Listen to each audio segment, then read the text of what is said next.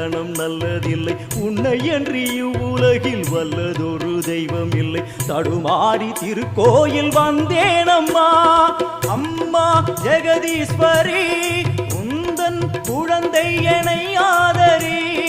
அம்மா ஜெகதீஸ்வரி உந்தன் குழந்தை என்னை ஆதரி.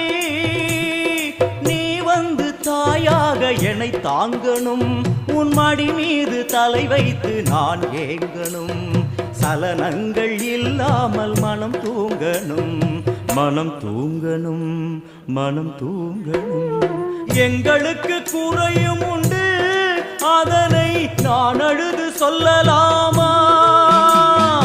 என் தாயும் நீ